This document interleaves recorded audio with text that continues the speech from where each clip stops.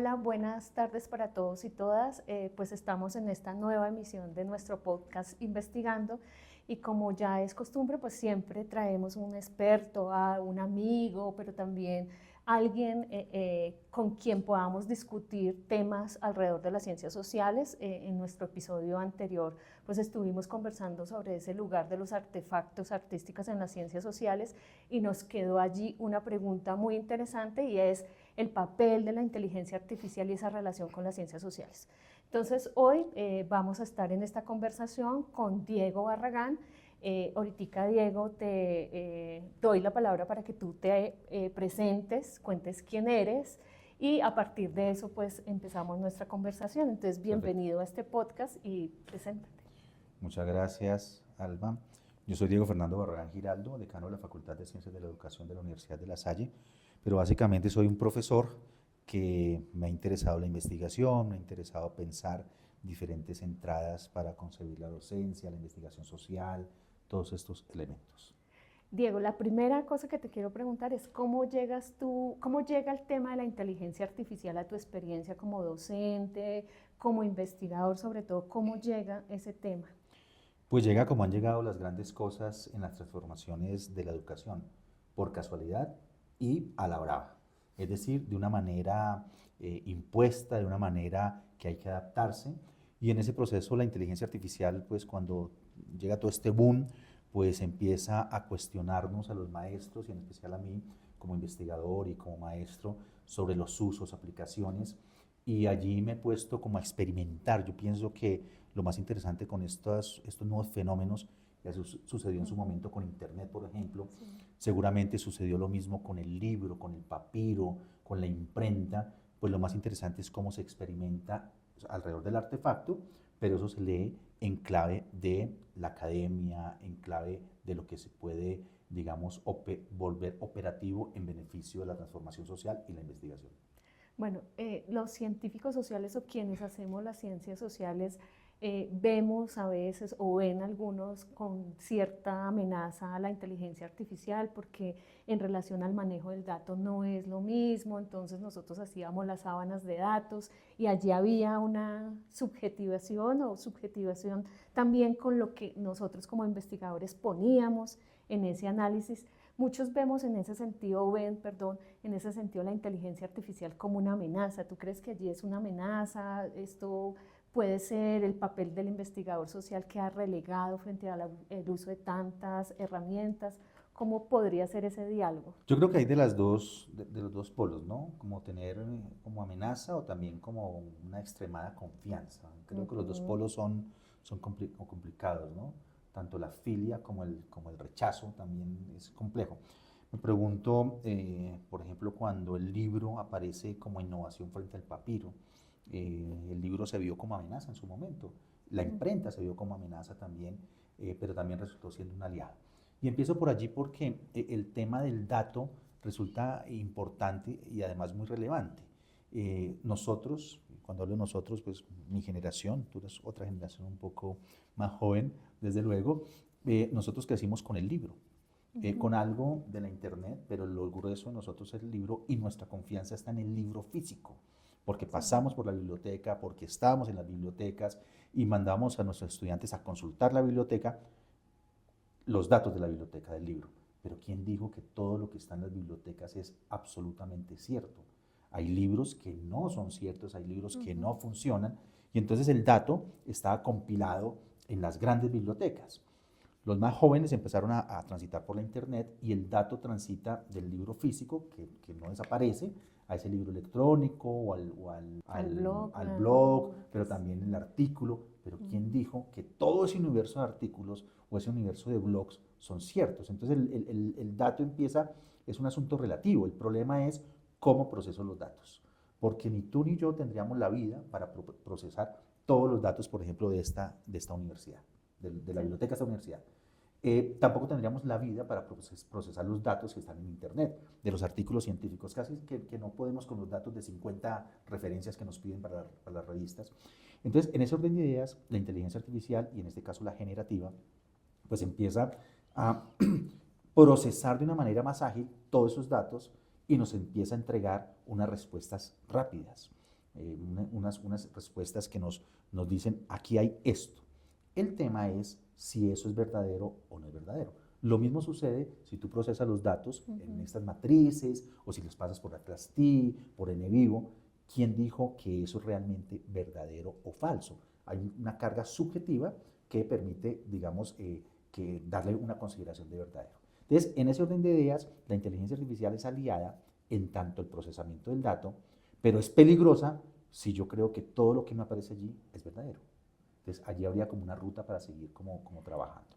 En esa había uno que casi que podría pensar que la inteligencia artificial te agiliza la categorización, supongamos, cosas Total. como la categorización, pero el análisis de las categorías sigue siendo un papel del investigador.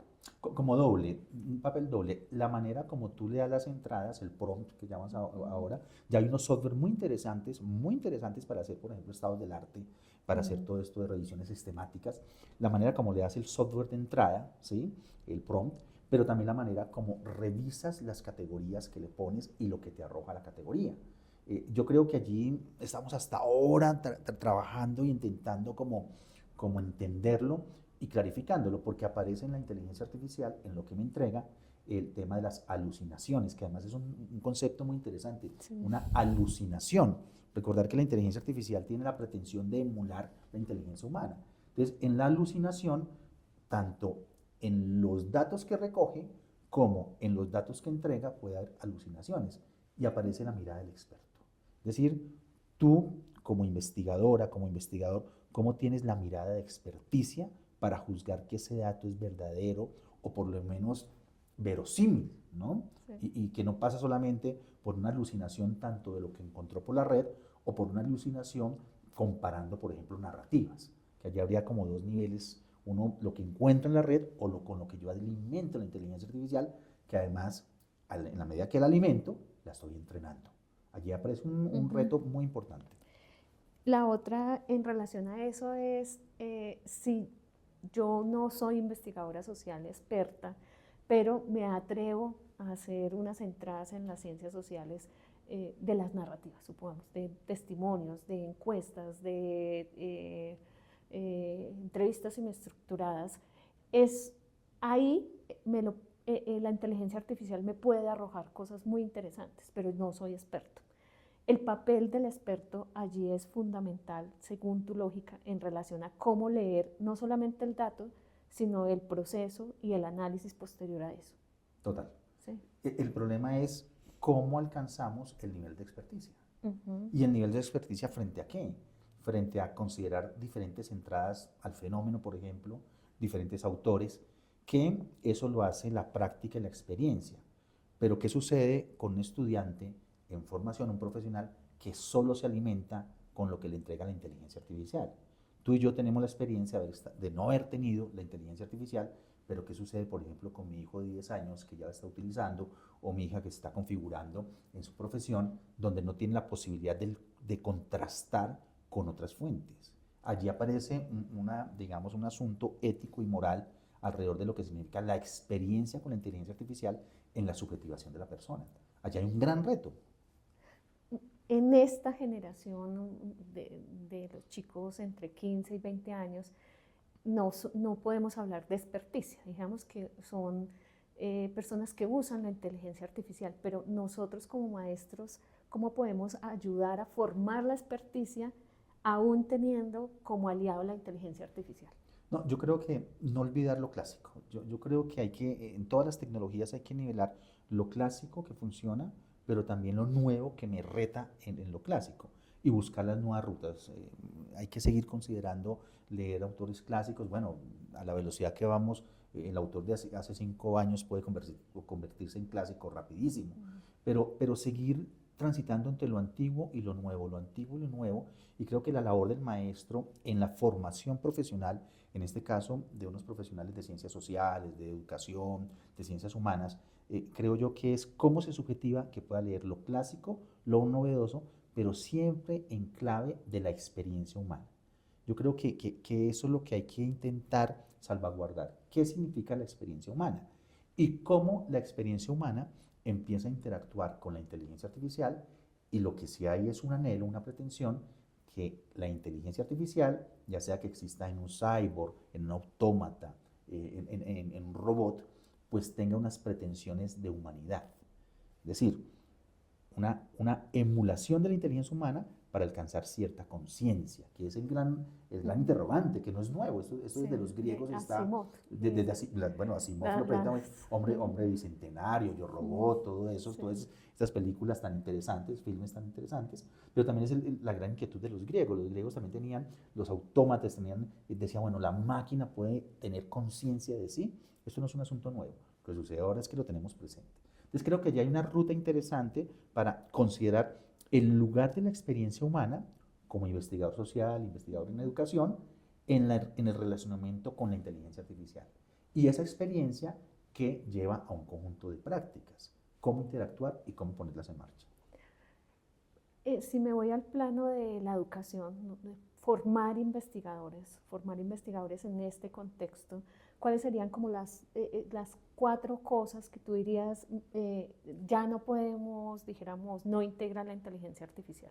Pero como maestros tenemos que marcar también unas rutas de aprendizaje en la investigación de qué es un objeto de investigación, cómo se delimita, cómo se cualifica, cómo se acota. ¿Cuáles serían como esas 4 cosas que tú dirías en cada uno de esos procesos formativos de la investigación es importante tener en cuenta e integrar, y qué cosas de la inteligencia artificial irías integrando como en esos 4 procesos? Complejo, pero intentaremos alguna respuesta.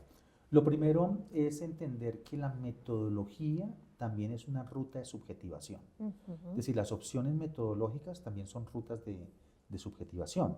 Y esto es muy importante. Entonces, entender que la herramienta, en este caso, como tantas otras, es la inteligencia artificial. Pero con una variable que no es solo herramienta, sino que hay una herramienta que me está subjetivando. ¿Sí? Entonces, entender eso es lo primero. Lo segundo, tener un relacionamiento que pueda rescatar lo clásico que como humanidad y como ciencias sociales o como educación, en este caso formación de maestros, han funcionado. Entonces, miren, nos ha funcionado esto clásico. Y en esa línea, ¿cómo integramos la inteligencia artificial que me ¿Qué ayude? sería eso que ha funcionado en lo clásico? Por ejemplo, el análisis narrativo funciona. Por ejemplo, en Latinoamérica especialmente, la sistematización de experiencias. Por ejemplo, las etnografías. La práctica la misma. práctica, pensar la práctica, revisar la práctica bien revisada, unas etnografías. O sea, no renunciar a ese proceso, seguirlo trabajando y utilizar la inteligencia artificial como una herramienta que me ayuda a agilizar mis procesos. El tema es que hay que aprender, y sería lo siguiente, cómo formular unos buenos prompts. ¿Para qué? Para que la inteligencia artificial me responda lo que le estoy pidiendo y me evite la alucinación. Tiene una variable importante esto, el tema del capitalismo digital. ¿Que en qué consiste el capitalismo digital? Que para que tú estés a la vanguardia, pues tienes que pagar. Sí, Entonces, claro. y esto Porque a no es lo nuevo. que accedemos nosotros son versiones gratuitas Total. y tiene cierto límite y te deja el análisis a medias o te deja simplemente las insinuaciones de categorías, entonces faltaría... Exacto. Y no es nuevo. Si uno quisiera hablar de capitalismo del libro, también fue así. O sea, solo los que tenían dinero tenían acceso al libro. A las enciclopedias a completas. las enciclopedias completas. Y después solo el que tenía acceso, y solo el que tenía acceso a Internet puede entrar a ciertos contenidos. Las revistas por las cuales las universidades pagan millonadas para que los estudiantes utilicen las bases de datos. Todo eso. En la inteligencia artificial sucede lo mismo. Entonces, el capitalismo digital nos lleva a que tú tienes que invertir, pero además con una variable bien interesante antes de ir al capitalismo digital en sentido estricto de pagar la licencia, lo que fuera, y es que con todos esos software gratis que te dan, todo ese grueso de personas, los que están escuchando, tú o yo, que no hemos pagado, bueno, yo en ese momento sí estoy como en ese otro, con un combo de amigos haciendo eso, pues vamos entrenando la inteligencia artificial. Entonces, toda esa información que yo ya le subí, ya no es mía, la dejamos en otro lado. Sí. Entonces, ya cuando tú pagas esto, que te decía con unos investigadores, nos dividimos y estamos pagando diferentes inteligencias artificiales, porque tenemos que tener también herramientas como investigadores, pues con eso, pues allí nos entregan diferentes tipos de análisis, pero siempre sigue estando presente la alucinación. el que aparezcan cosas diferentes. Y termino con lo siguiente, esta parte, y es no olvidar que aquí hay un desarrollo de la ciencia y la técnica.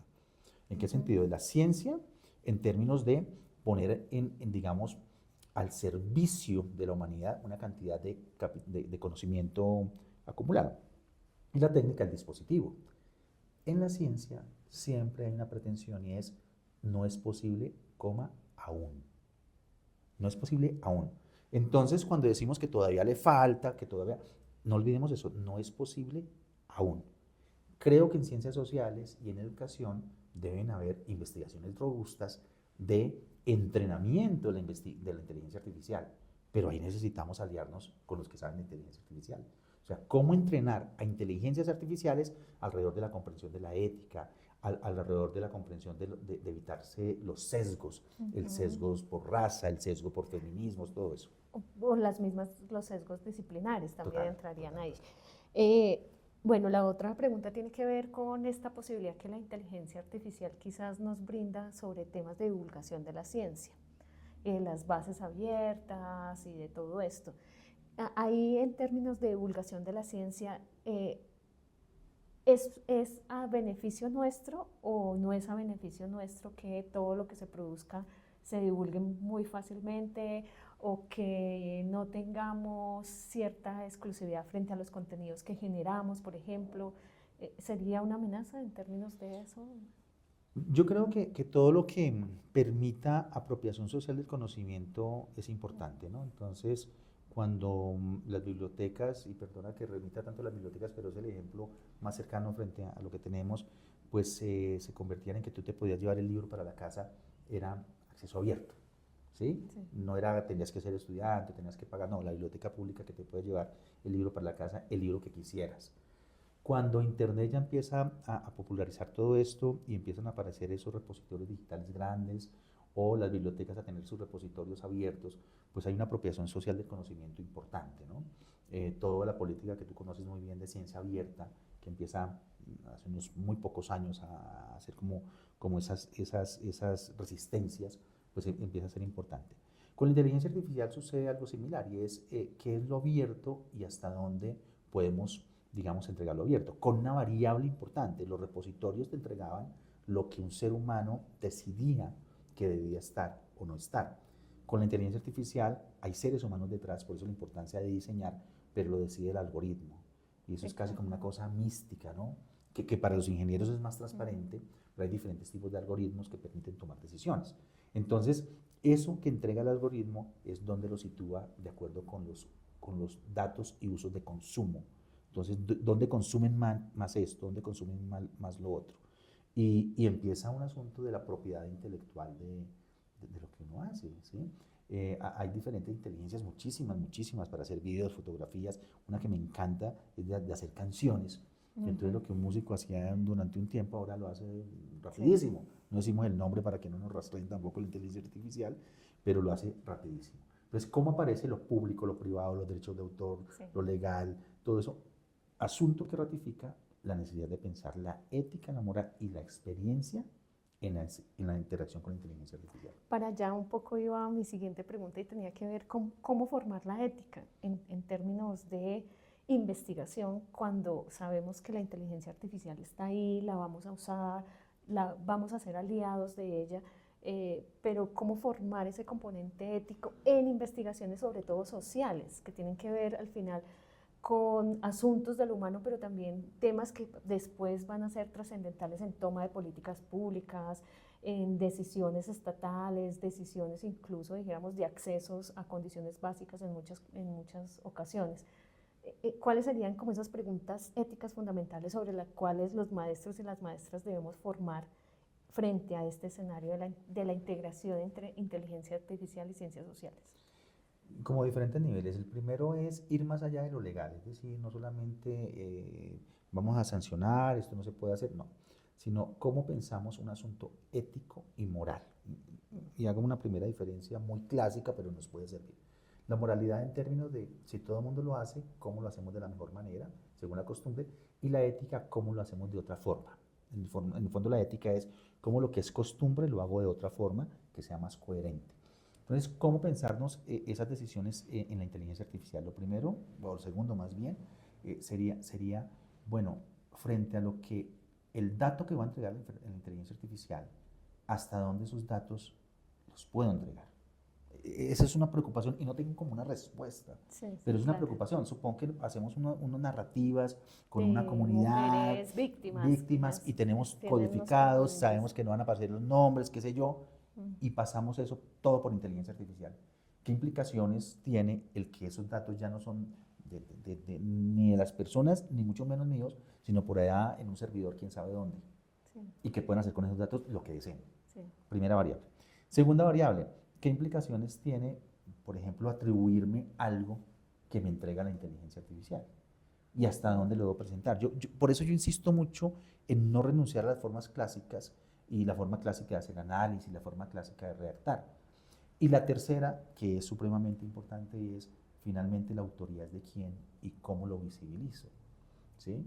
Ya las diferentes casas que hablan de las citas, cómo citar, que Chicago ya aparecieron, nos muestran cómo citar cuando he trabajado con inteligencia artificial. Implica que hay una aceptación social y eso es muy importante, porque al haber una aceptación social, debo también enfrentarme a esa aceptación social. ¿Y, y qué es lo mío y qué es lo de lo otro? Yo he hecho algún ejercicio y escojo algunos, tomado 2, 3 textos míos, entonces le digo a la inteligencia artificial, sácame el resumen de este texto de Diego Barragán y lo doy el link y le pongo el lugar exacto. Cuando yo pongo el lugar exacto, la inteligencia artificial funciona mejor y me entrega unos asuntos coherentes. Entonces le he puesto 2, 3 textos, le he puesto que me haga unas tablas que son mías, de mi autoría, que paso para allá, y después le digo, con esas 3 tablas, elabórame, qué sé yo, una noción sobre experiencia o práctica. Y me elabora una noción. Y mi pregunta en este experimento es, ¿de ¿De quién quién es? es? Cuando lo he alimentado con mis textos, me lo Mm, entrega, pero el análisis lo hizo la inteligencia artificial. ¿De quién es? Miren que no es un asunto menor y es un asunto que hay que, y diría yo, es mío. Es mío porque yo fui el que, y está diciendo que básicamente lo hizo, lo que lo le presenté. generaste Lo la generé, información pero además sobre básica. mis textos, sobre mis Sí, cosas, es mío. Vienen las preguntas profundas que aún no las tenemos las respuestas y creo que hay que investigar y como investigadores sociales y en educación hay que tener postura frente a ello. 2 o 3 cosas muy específicas, Diego, para terminar, que le puedas un poco recomendar a los jóvenes que se están formando en términos de ciencias sociales en educación alrededor de esos usos éticos de la información. O sea, creo que ya nos has dado como algunas pistas en relación a cómo citar, por ejemplo, que sería una variable súper fundamental. Probablemente cómo educar también un poco la capacidad o la habilidad de generar estos prompts de una manera que sean mucho más expertos, pero que te faciliten, dijéramos, ciertas cosas. Pero ¿cuáles otras cosas vendrían allí? Un poco para que los jóvenes usen la inteligencia artificial de una manera ética, pero aprendan a discernir un poco hasta dónde llega ese componente de la inteligencia artificial y hasta dónde, digamos, hay que aportar en el análisis propio de lo que implica una investigación social. Yo me iría apoyándome en un filósofo del cual pues tengo mis distancias, pero me parece muy interesante que es René Descartes, Descartes, como dirán los franceses, ¿no? Eh, y es el primer paso del método, dudar de todo. Eso es bellísimo de Descartes. Claro, ya después la implementación de lo cartesiano en Occidente y la racionalidad cartesiana es otra cosa, pero la duda, que es el principio fundamental de la investigación, dudar de todo. Claro, yo no me puedo quedar toda la vida dudando, hay un momento que debo estabilizarme. Y Descartes dirá en el discurso del método es, dude de todo. Segundo, dirá el discurso del método, realmente que eso está en otra obra, un poquitico que tiene que ver con la moralidad, con todo esto. Y lo segundo es, después de dudar, divida en cuantas partes sea posible, es decir, usted analice y después sintetice y verifique, que eso después será la base del método científico. Una apuesta interesantísima, no dar nada por cierto. Y ese es el ojo del investigador, ese es el ojo del maestro. Cuando hacemos investigación, desde luego, dudar de todo. Claro, estamos hablando de una duda académica, ¿no? Entonces, en ese orden de ideas sería dudar. Pero al lado de dudar, experimentar mucho. y experimentar con cosas sencillas. ¿Qué sucede? Y le pregunto esto, y esto que me entregó, ¿será que eso es así? Y confrontarlo con cosas pequeñitas. Por ejemplo, si usted tiene ahí un escrito que hizo no sé qué, páselo por la inteligencia artificial, que se lo vuelva a reconstruir y mirar hasta qué punto está falseando o no. Claro, ¿Qué hizo? incluso seguir esos mismos autores que la misma inteligencia artificial te vota, ¿no? O sea, te votó cualquier Hay todo muchos el no existen. autor. Entonces, seguirlo, si Claro, existen, si no existen, las obras, un poco para complementar allí los análisis. total.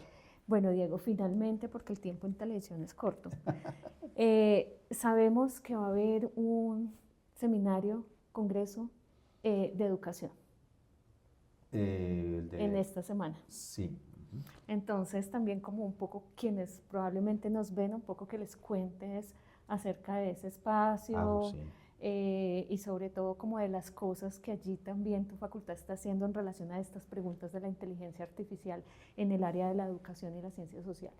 Sí, tenemos el Encuentro Latinoamericano de Metodologías en Ciencias Sociales, ELMEX. Casi no me aprendo la sigla ni el título. Este es un conjunto de personas que han venido trabajando hace muchos años en eso, metodologías en ciencias sociales. Como facultad hace ya 2 años empezamos a caminar con ellos. Es digamos, un evento derivado de Claxo que está terminando esta semana. Sí, Y en mitad. hoy está en Claxo, y es un espacio muy bonito y es una cantidad de personas, especialmente de Latinoamérica, pensando las metodologías en ciencias sociales. Tenemos diferentes mesas de todos, feminismos, narrativas, cartografías, y como facultad propusimos de manera novedosa a este evento una mesa sobre cultura digital y con, digamos, un pedazo, un sector de inteligencia artificial. Vamos a estar en ello, aprendiendo muchísimo. Tendremos un panel de arranque que seguramente presentaremos muchas de las ideas de aquí y estarán en ese panel hablando sobre los retos para la investigación en ciencias sociales, las metodologías y en educación. Un evento supremamente importante para nuestra universidad. ¿Qué va de? Va el 12, 13 y 14 de De junio junio. de 2025. Bueno, y después vamos a tener algún sitio donde lo podamos ver. Sí, va a haber unos lugares para descargar conferencias, todo esto. Claro, eso depende más del ELMEX que reside en una universidad argentina, pero seguramente sí. Bueno, listo. Entonces, muchísimas gracias a todos. Los esperaremos en nuestro próximo episodio, que espero que no se lo pierdan.